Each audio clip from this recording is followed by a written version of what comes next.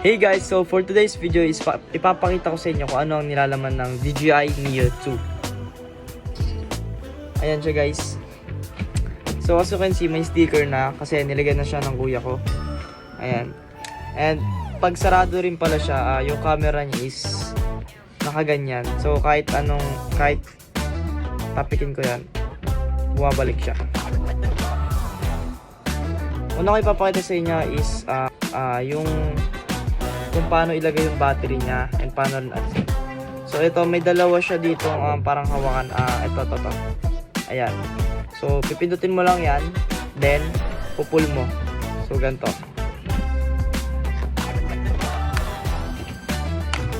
Ayan.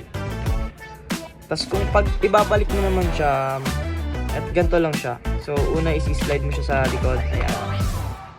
Ayusin mo yung slide. Ayan. Pag slide mo siya sa likod,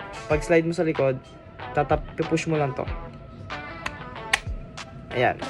So, tingnan yung maigi kung nakalagay siya ng maayos. Ayan. Push nyo rin siya sa gilid. Tapos, ayan. Ngayon, ito naman yung on button niya. Pero, hindi natin siya makita kasi nilagyan din siya ng sticker ng kuya ko. Pero, katulad sa DJI, syempre, press tapos hold.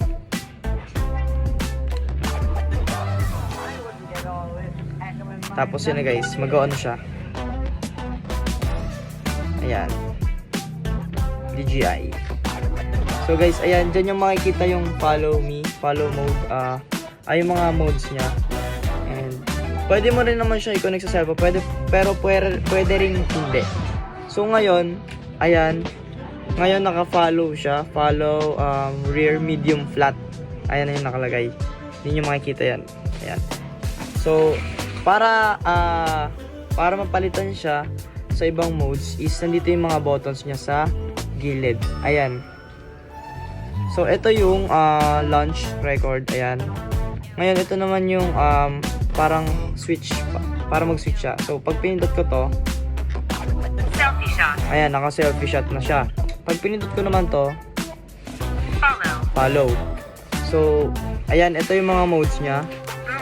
Boomerang, helix, skiing follow, cycling follow, spotlight, master shots, dolly zoom, rocket, circle, drone, selfie shot, at follow. So ganun siya kadami guys, and ipapakita ko rin sa inyo yung mga shots na nakuha ko gamit ang DJI Neo 2 at saka yung mga modes niya. Guys, dito makikita nyo, gamit ko ang follow me mode. And kaya siya gumagalaw is ina-adjust ko siya sa app dahil nakakonect siya sa CP ko. Papakita ko sa inyo mamaya kung paano siya galawin. Sa ngayon, tingnan nyo kung gaano kaganda ang video quality niya and paano ko siya kinokontrol. Using only my phone, pwede ko siyang ilipat sa aking harap, gilid, o likod.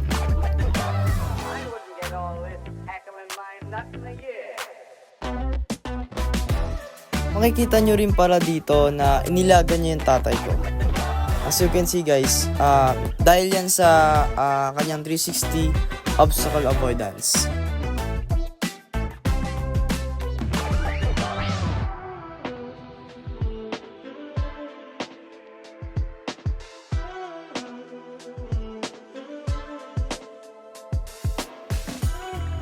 Dito naman sa part na to, ipapakita ko sa inyo yung hand gestures niya.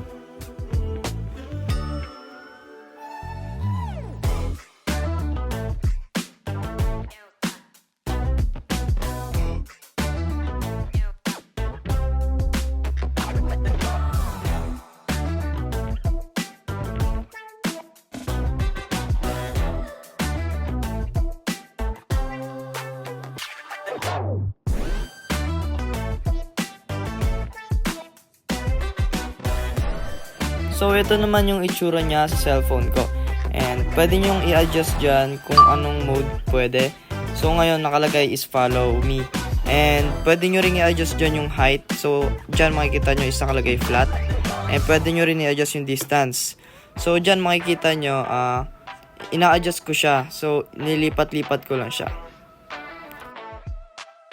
So dito makikita nyo yung kamay ko, ilalapit ko lang na ganon.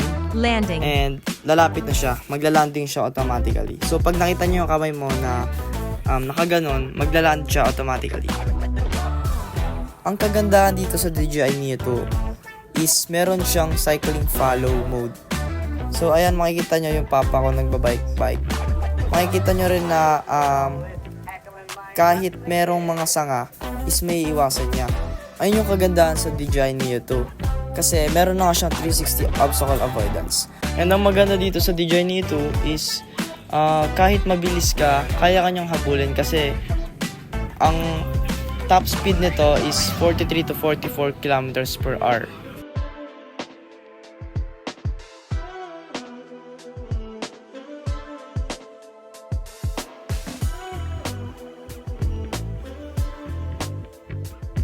And makikita nyo dito is di niya na-detect yung sanga.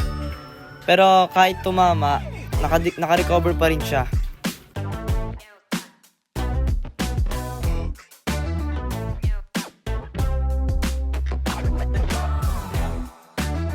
Ito naman yung drone niya. So, dalawang shot to. Isang palayo and isang palapit.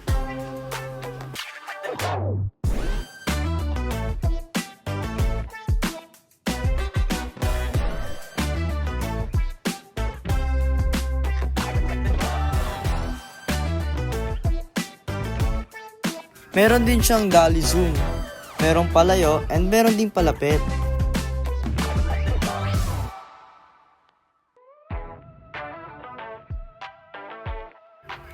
Ito naman yung boomerang. So, itong DJI Neo 2 is marirecommend ko kung lagi kang nasa galaan and mag-isa ka lang and gusto mo ng drone shots kasi madali lang siyang gamitin at beginner friendly. Ito naman yung drone.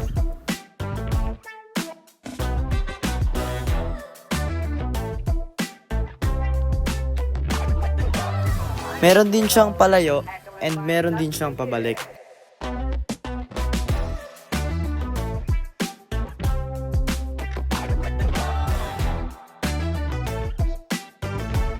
And that's all for this video. Thank you for watching.